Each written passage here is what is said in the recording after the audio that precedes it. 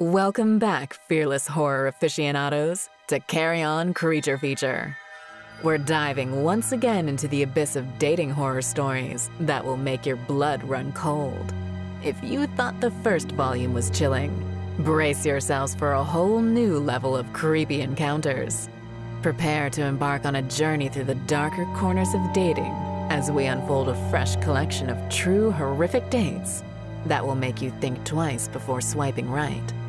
Whether you're a returning member of our nightmare community or a newcomer, we're thrilled to have you on board for another round of matches made in hell. But before we plunge into the depths of lost love, jilted exes, and nasty relationships, remember to hit that like button, subscribe to Carrion Creature Feature, and don't miss out on the updates by clicking the bell icon. Your support fuels our nightmares, and joining our community ensures you're in for a chilling ride. Now, strap on some protection as we unravel Volume 2 of True Creepy Dating Stories. The night I met Carolyn, everything seemed perfect. We shared so many interests, and our conversations flowed effortlessly. After chatting for a while, we decided to meet, and those first few dates were magical. I found myself drawn to her, captivated by her charm and warmth. As the weeks passed, though, something shifted. Carolyn became increasingly suspicious of me. One day, I discovered a tracking app on my phone, revealing she was monitoring my every move. Another time, she overheard a harmless voicemail from my sister and erupted into a fit of anger. Each incident left me feeling like I had to defend myself, and Carolyn's control over my life tightened. The breaking point came when I discovered her disturbing secret. She'd been paying people to follow me and report on my daily activities. I couldn't take it anymore, and I ended the relationship, deciding to take a break from dating. Carolyn wasn't happy about my choice and pleaded for me to reconsider. After hearing her pleas, I calmly explained that I felt our relationship was unhealthy for both of us and suggested she work on her trust issues. I remember looking at her tear-streaked face as it suddenly contorted into an expression of anger. In a low, cold voice, she whispered, "I knew you were cheating on me, you son of a bitch." I took this as my cue to leave and didn't turn back. Over the next few days, Carolyn left harassing phone and email messages that I ignored. I moved on with my life, focusing on work and hobbies. After some time, the messages stopped, and I felt myself relaxing. Now for some background. I work in an old 4-bed, 2-bath home that's been converted into an office space. The house is at least 80 years old, and the owner of the business has done just enough to pass inspection and keep the lights on. One afternoon, I was staying late to catch up on some reports. My secretary, Tiffany, had just entered my office with some documents to sign when the power went out. Like I said before, the office is old, so it's not uncommon for a breaker to flip. I'd venture to say we have at least 2 power outages a month. Looking at Tiffany, I let out a sigh of frustration and proceeded to the basement where the junction box was located. I slowly descended the basement steps and made my way across the room to the box when I noticed the basement door was open. This didn't alarm me, as sometimes we receive shipments in the basement and the delivery person doesn't shut the door properly. I walked over, closed the door, and went to fix the breaker, only to hear a scream upstairs. My blood ran cold, and I rushed up the basement stairs, almost tripping on several of the steps. As I rounded the corner to my office, Tiffany ran out holding her arm as bright blood flowed from it. Carolyn was right behind her, a crimson-stained box cutter in her hand. In a desperate struggle, I overpowered Carolyn just in time for Tiffany to escape. I wrestled the box cutter from Carolyn's hand and pressed her up against the wall. Carolyn looked me in the eyes, a sinister smile forming on her lips as she spoke. "At least I got to burn your house down," she laughed. Over the next few months, Carolyn was sentenced on arson and assault charges, but the damage she caused lingered long after the embers had cooled. I was left homeless, most of my personal possessions lost in the fire. My job let me go, stating that my personal life had created an unsafe work environment for the employees that worked there. For years, I battled to rebuild my life, sleeping in my car and taking odd jobs just to make ends meet. Eventually, I landed a job that paid twice as much as my previous employer and was able to rent a small house outside the city limits. The struggle had been long and hard, but I was finally seeing myself on a path to stability. But the past caught up when I received a call from a probation officer. Apparently, Carolyn had been paroled from prison early and had already gone missing. The probation officer warned that he had discovered an old picture of me with a knife stuck in it at her place of residence. Hearing this news, I immediately went out and purchased a 9mm Ruger pistol.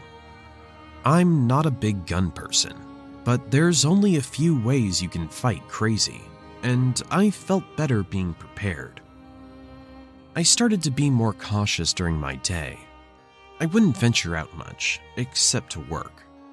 When I returned home at night, I circled the block to see if I saw anything out of the ordinary.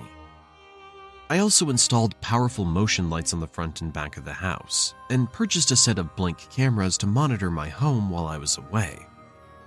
My last step was to store the 9mm below the coffee table and a kitchen knife in my bathroom. 2 days passed uneventfully, and I returned home late one night. After doing my security checks, I settled in and decided to order a pizza and watch a movie. About 20 minutes later, a knock came at my door. I sat up from my couch, rustling through my coat jacket and grabbing a $5 bill for the tip. I walked over, unlocked the deadbolt, and was suddenly knocked to the floor as the door was kicked in. I propped myself up on my hands only to see Carolyn and a very large and muscular bald man enter my house.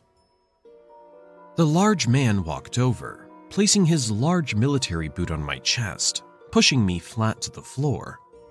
A wicked smile of satisfaction formed across his face.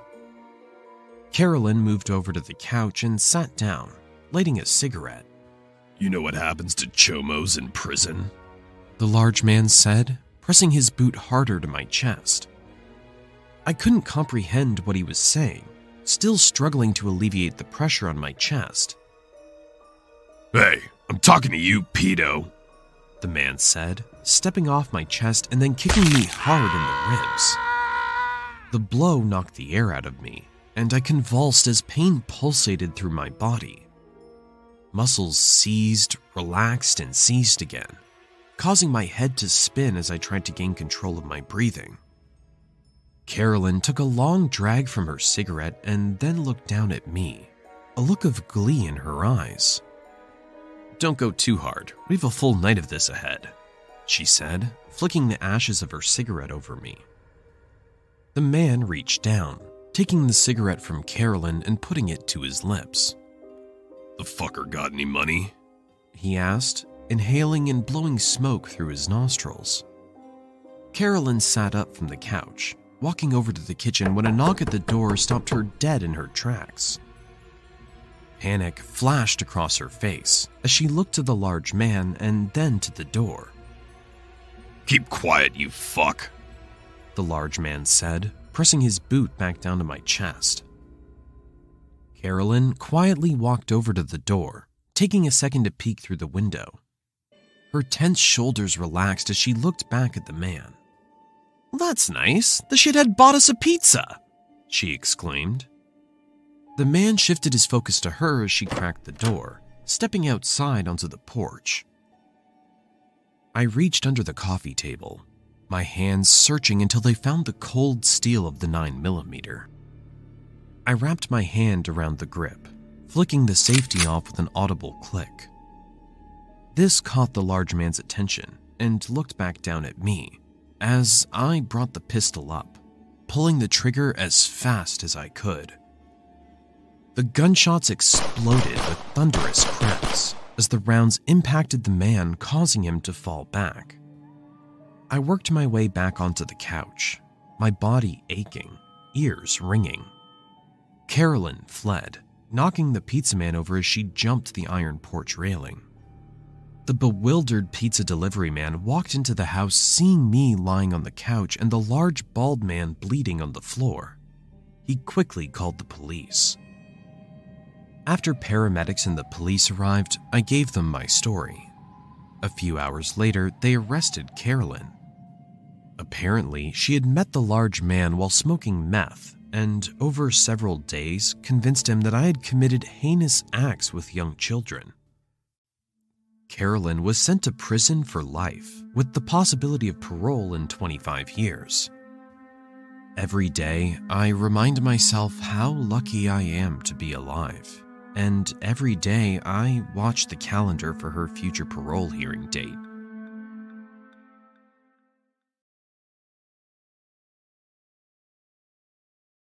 The anticipation and excitement bubbled within me as I prepared for my date with Jose. We had been chatting and texting for weeks, and tonight was the night we were finally going to meet in person.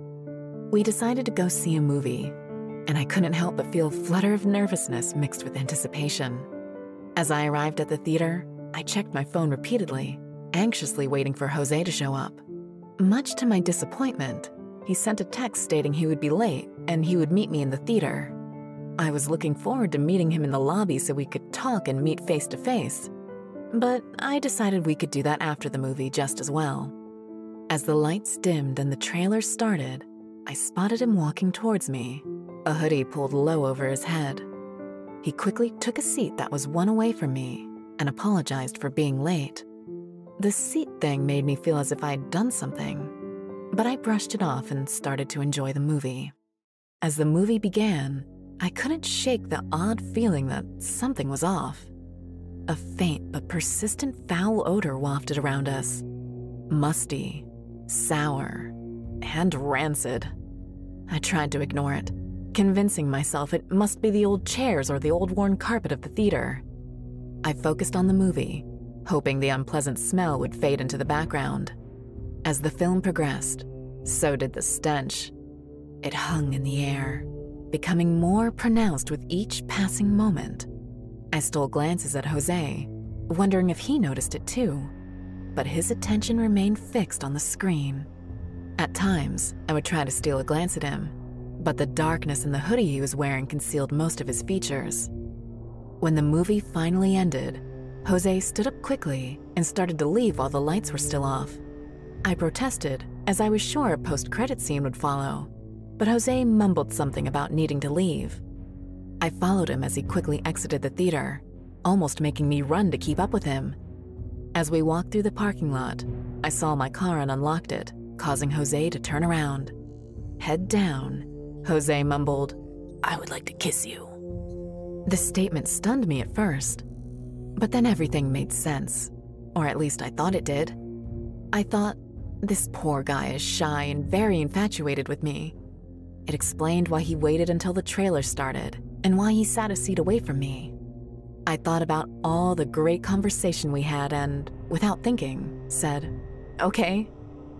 But as Jose approached me, the overpowering, noxious odor hit me. I took a step back, my eyes widening as I looked at Jose. His teeth were rotted, open sores on his mouth oozing a mixture of blood and pus. Horror gripped me as I recoiled, my mind racing with images I'd seen in a health textbook. Despite my attempts to move away, Jose persistently continued to try and kiss me. His crusted blisters inches from my face, I could see the glistening droplets of clear fluid reflecting in the dim light of the parking lot. Panic set in, and I knew I had to escape this nightmare. Summoning all my strength, I gave him a forceful kick, sending him stumbling backward. I sprinted towards my car, fumbling with my keys to unlock the door. Jose, undeterred, approached quickly. As I finally locked the door, his slimy lips pressed against the window. leaving chunks of yellowish bile clinging to the glass. I sped away, my mind clouded with paranoia. Had his diseased lips infected me with something vile? The revulsion lingered as I drove into the night, haunted by the date from hell. That concludes another gut-wrenching journey through the twisted realm of dating nightmares here on Carrion Creature Feature. We hope you've survived the roller coaster of horror and found solace in the fact that your own dating experiences might not be as terrifying as the tales we've uncovered. Before we bid you farewell, make sure to share your thoughts and your own hair-raising stories in the comments below. We love hearing from our fellow thrill seekers in the nightmare community. And of course, if you haven't already, hit that like button, subscribe, and ring the bell to stay up to date on all the bone-chilling content we have in store. Your unwavering support keeps our nightmares alive, and we appreciate each and every one of you. Until our next rendezvous into the dating abyss, remember to stay cautious, keep those red flags in check, and may your future dates be far less terrifying than the sagas we've shared today. This is Carrion Creature Feature, signing off, and reminding you that sometimes the scariest monsters wear a charming smile. Sweet dreams, or perhaps not so sweet nightmares.